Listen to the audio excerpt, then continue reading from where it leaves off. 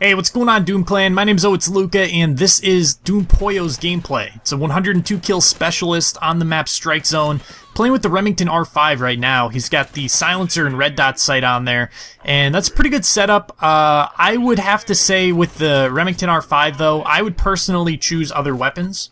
And that's not to say that this is a bad gun, or if you like it, you shouldn't enjoy it. But for me, I've always found that the Honey Badger, the SC-2010, and thinking of another one, the AK-12. I've always felt like those were better guns just all around than the R5. Though I have gotten a chem strike with the R5 already, so it's not a completely terrible gun. It's not like you can't like it or use it or do well with it. I would just not personally recommend it to people unless you're kind of looking for just a different gun to use or some sort of challenge, like you're trying to get a chem strike with it or something like that. So he does switch weapons. He switches to the FAD about halfway through the game, and with that he's using the silencer and extended mags, which, if you guys have not used the FAD, it's a very good gun. In my opinion, it's better than it was in Modern Warfare 3, and if you put extended mags on there like he did, it gives you like 63 bullets in the magazine or something like that. Something ridiculous like that. So it's a very good all-around gun as well. Again, it might not be one that I would initially recommend, but if you guys are looking for some interesting guns to use, he definitely did switch it up with the weapons in this gameplay. Now, you'll see he's on a specialist bonus right now, but unfortunately Pollo does not get the chem strike in this game. He gets very close about 2 times, but unfortunately, you guys will see most of his deaths, and I did cut out a lot of his deaths because he did die a lot. He was rushing around, trying to play the objective a lot of the time, and was getting killed off of flags and stuff like that, but a lot of his deaths were from IEDs, from frag grenades. At one point, the enemy team got a chem strike and a care package.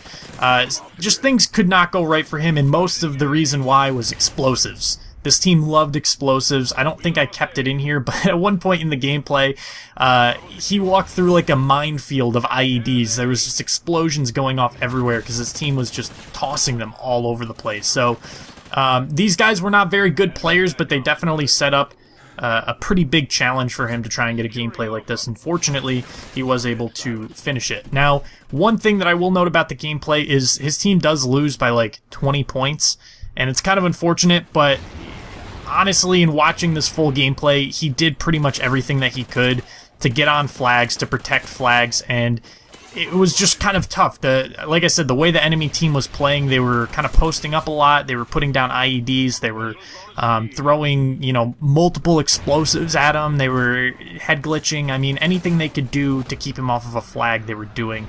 And so it was kind of unfortunate that they did lose this game.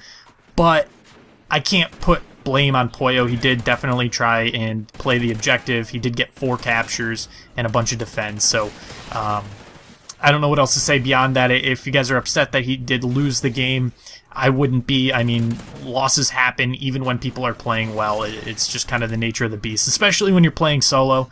You can't determine the outcome of the game by yourself. Sometimes you can, but a lot of times when you're playing against a team that is just more coordinated than your team, there's not really any way around it. So that's all I'll really say about that. I do want to give you guys my kind of post-initial impressions. On my own channel, I did a commentary over my first chem strike the other day, and I talked about, my initial impressions of the game, and I want to just talk about them a little bit on this channel and about how they may have changed.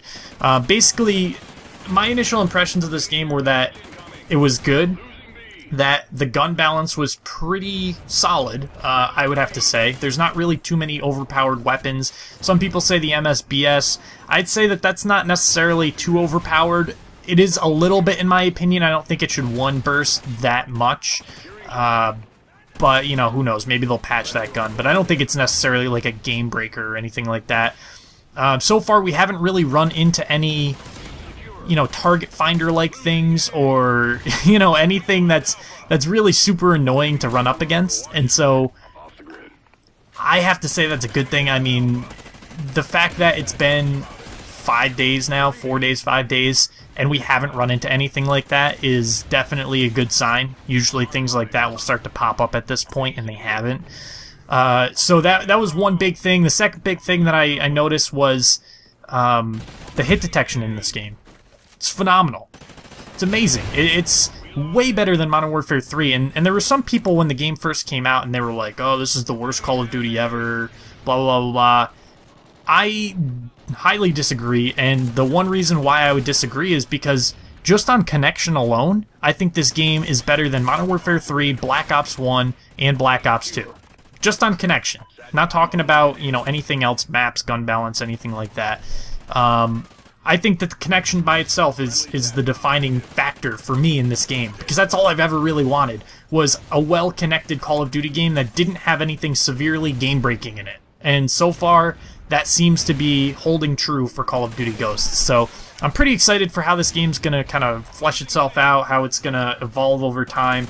But anyways, right here, if you guys notice, it says 99 up in the top right. We've said this in other gameplays, but he gets 3 kills past the 99 mark. You can rewind it and take a look at the scoreboard and count the kills, but it is 102 kills. So anyways, if you guys like this gameplay, go check out Pollo. Link will be in the description. If you guys like this commentary, my link will be in the description. My name's It's Luca. Thank you guys for watching this video, and subscribe if you guys are new. Take it easy.